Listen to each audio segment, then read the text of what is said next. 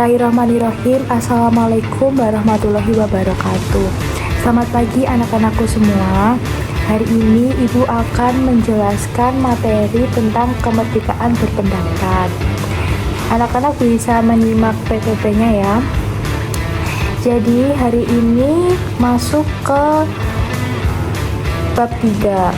Sebelumnya di bab 2 kita telah belajar mengenai hak dan kewajiban. Di bab 3 ini, kemerdekaan berpendapat atau kebebasan berpendapat merupakan implementasi dari hak kita sebagai masyarakat Indonesia yang boleh atau bebas berpendapat asal tetap disertai dengan tanggung jawab. Kemerdekaan berpendapat itu sangat erat kaitannya dengan negara demokrasi. Sebelumnya, apa sih negara demokrasi itu? Jadi, demokrasi itu berasal dari kata demos yang artinya rakyat dan kratos yang artinya pemerintah atau penguasa. Jadi, demokrasi itu dapat diartikan setiap kebijakan yang diambil pemerintah atau penguasa itu harus melibatkan rakyat, harus mewakili rakyat. Jadi, tidak boleh pemerintah atau penguasa itu mengambil kebijakan yang menguntungkan untuk dirinya atau kelompoknya saja. Jadi, harus untuk masyarakat. Lalu, ada pengertian kebebasan berpendapat itu. Kebebasan berpendapat merupakan hak setiap warga negara untuk menyampaikan gagasan, pendapat, kritik, atau aspirasi baik secara lisan maupun tulis tanpa adanya tekanan, paksaan dari pihak lain selama tidak melanggar hukum dan norma. Nah, negara Indonesia juga sangat menjunjung tinggi negara demokrasi, sehingga kemerdekaan berpendapat merupakan salah satu hak warga negara Indonesia. Ini boleh dicatat ya, anak-anak semua. Kalian juga boleh menyampaikan dengan bahasa kalian sendiri, tidak harus sama persis dengan pengertian yang ada di sini. Jadi, pada intinya, kebebasan pendapat itu hak kita sebagai masyarakat untuk menyampaikan apapun, entah aspirasi, kritikan, maupun saran untuk pemerintah. Jadi bebas, asal tetap bertanggung jawab, seperti itu. Lanjut, itu ada makna kemerdekaan berpendapat. Jadi yang pertama, kemerdekaan berpendapat itu mengenai hak asasi manusia. Berpendapat merupakan hak dasar setiap warga negara yang dijamin oleh konstitusi.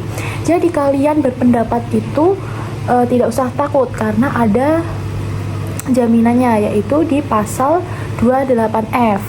Terus ada kebebasan dan tanggung jawab. Jadi saat menyampaikan pendapat, kalian itu juga harus mengedepankan tanggung jawab. Jadi tidak boleh memancing kerusuhan, tidak boleh menyebarkan hoax seperti itu.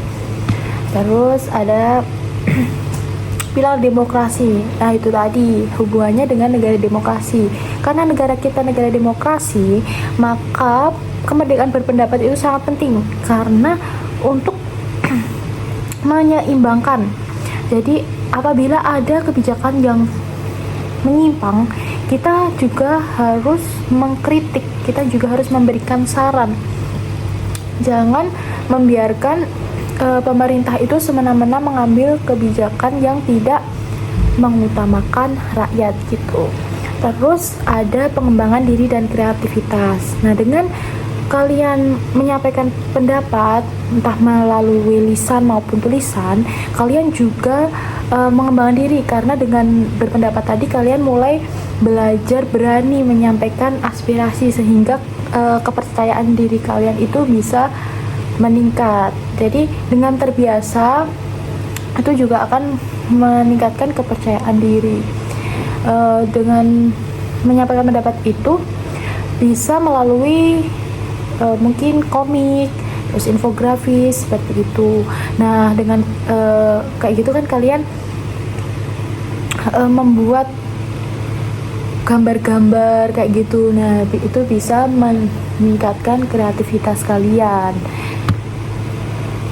Terus ada jaminan kemerdekaan berpendapat. Yang pertama itu ada di Undang-Undang Dasar Negara Republik Indonesia tahun 1945. Pertama ada di pasal 28F, yaitu setiap orang berhak untuk berkomunikasi dan memperoleh informasi. Terus ada pasal 28E ayat 2, yaitu setiap orang berhak atas kebebasan meyakini kepercayaan, menyatakan pikiran dan sikap. Terus ada 28E ayat 3. Ini bisa dihafalkan. Terus ada ketetapan MPR. Ketetapan MPR itu di nomor XVI tahun 1998 tentang hak asasi manusia. Ini bisa dicatat juga ya. Terus ada di Undang-Undang Dasar itu ada di pasal 23 ayat 2. Terus ada di pasal 1 ayat 1. Terus ada di UU nomor 40 tahun 1999. Lanjut. Nah, karena tadi udah membahas kebebasan berpendapat, jaminannya, sekarang kita masuk ke jaminan kewajiban saat menyampaikan pendapat. Jadi saat menyampaikan pendapat itu kan tidak boleh asal-asalan. Nah, itu ada di undang-undang juga, jadi dijamin juga. Jadi yang pertama, saat menyampaikan pendapat itu kita juga harus menghormati pendapat orang lain. Kita tidak boleh menganggap bahwa pendapat kita itu yang paling benar, hanya kita yang boleh berpendapat, itu tidak boleh. Terus yang kedua, juga harus menghormati aturan moral yang diakui umum. Ya, berpendapat itu harus mengedepankan sopan santun, tidak boleh anarkis, seperti itu. Terus yang ketiga itu menaati hukum dan ketentuan peraturan perundang-undangan yang berlaku. Jadi saat berpendapat juga tidak boleh menyeleweng dari hukum yang ada di Indonesia ini. Terus yang keempat ada menjaga dan menghormati keamanan dan ketertiban umum. Jadi saat berpendapat, mungkin saat orasi atau demo itu tidak diusahakan jangan sampai anarkis, jangan sampai mencelakai orang lain. Itu tidak boleh. Orasi boleh, demo boleh, yang tidak boleh itu yaitu membahayakan orang lain ataupun merusak fasilitas umum. Itu tidak boleh. Terus yang kelima itu ada menjaga keutuhan persatuan dan kesatuan bangsa. Menjaga keutuhan dan kesatuan bangsa itu sangat penting. Jadi saat penyampaian pendapat tidak boleh memecah belah bangsa atau menyebarkan hoax atau membuat orang-orang yang mendengarkan itu malah membenci bangsa kita. Itu tidak boleh. Yang ada kita menyampaikan pendapat itu untuk kebaikan bangsa kita gitu. Terus lanjut ke bentuk-bentuk penyampaian pendapat. Ini pasti kalian udah tahu, yaitu ada lisan dan tulisan. Yang pertama itu lisan, itu bisa lewat tadi unjuk rasa atau demonstrasi. Terus ada pawai, rapat umum, mimbar bebas, seperti itu. Terus ada tulisan, yaitu ada lewat gambar, poster, spanduk, dan media sosial. Nah, di media sosial ini yang paling sering kita jumpai, yang paling gampang untuk kalian lakukan. Jadi kalau kalian mau menyampaikan pendapat lewat media sosial itu tidak apa-apa, justru itu malah baik. Tapi juga harus dicari tahu dulu dari mana sumbernya, apakah berita ini benar atau tidak, atau hanya untuk memprovokasi, itu dilihat dulu. Jadi juga harus diperhatikan kalau mau share tentang pendapat-pendapat di media sosial. Terus selanjutnya ada era keterbukaan informasi. Nah, apa sih era keterbukaan informasi itu? Penjelasannya ada di sini. Keterbukaan informasi dimaknai sebagai keterbukaan dan tidak ada yang ditutupi, disembunyikan dari badan publik terkait informasi yang dihasilkan, dikelola, dikirim atau diterima berkaitan dengan penyelenggaraan negara atau badan publik lainnya berkaitan dengan kepentingan publik. Jadi pemerintah itu tidak boleh menutup-nutupi berita yang sangat penting itu dari masyarakat, tidak boleh. Jadi apapun berita, apapun masalahnya, masyarakat itu juga harus tahu. Karena di negara Indonesia ini kedaulatan rakyat itu adalah yang tertinggi. Jadi pemerintah itu kan bekerja untuk masyarakat. Jadi ya apa hasil kerja mereka itu juga harus terbuka begitu. Jadi masyarakat itu boleh mendapatkan, boleh meng-share ke atau menyebarluaskan ke media sosial atau manapun atas keterbukaan informasi gitu ya.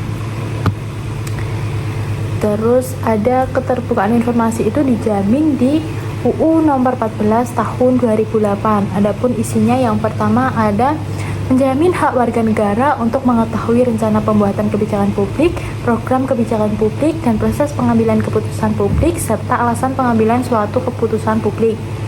Yang kedua ada mendorong partisipasi masyarakat dalam proses pengambilan kebijakan publik.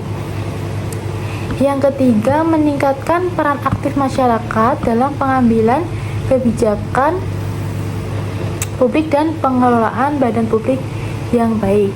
Dan yang keempat dan kelima, 6 dan 7 bisa dibaca di sini ya. Bisa juga untuk dicatat. Lanjut. Kita ke hak memperoleh informasi. Nah, itu tadi kita sebagai masyarakat Indonesia itu dijamin di UU nomor 14 tadi bahwa kita itu boleh, yang pertama boleh melihat dan mengetahui informasi. Yang kedua, boleh menghadiri pertemuan publik. Yang ketiga, boleh mendapatkan salinan informasi. Dan yang keempat, kalian boleh menyebarluaskan informasi asal informasinya itu benar dan tidak mengandung unsur memecah belah bangsa gitu ya. Tugas di minggu depan itu ada tugasnya ini ya, itu mencari kasus yang nanti akan dianalisis judulnya apa, terus deskripsi kasusnya, terus ada rumusan masalahnya apa, siapa pihak yang harusnya terlibat, dan bagaimana solusinya. Jadi kalian nanti analisis, kalian cari contoh informasinya itu seperti ini, contoh beritanya itu seperti ini, nanti kalian cari di Google, itu banyak. Pembagian kelompoknya nanti 3-5 orang. Cari berita di internet mengenai berita permasalahan kebijakan publik. Banyak banget di internet itu masalah kebijakan pendidikan yang masih harus ditangani. Nah, kalian mulai nih menganalisis bagaimana sih solusinya yang seharusnya harus dilakukan pemerintah itu bagaimana. Begitu.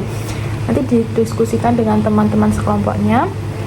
Terus untuk minggu depan itu kalian yang pertama membuat PPT dan yang kedua membuat poster. Nanti minggu depan kita presentasikan gitu ya. Nah, baik, sudah selesai.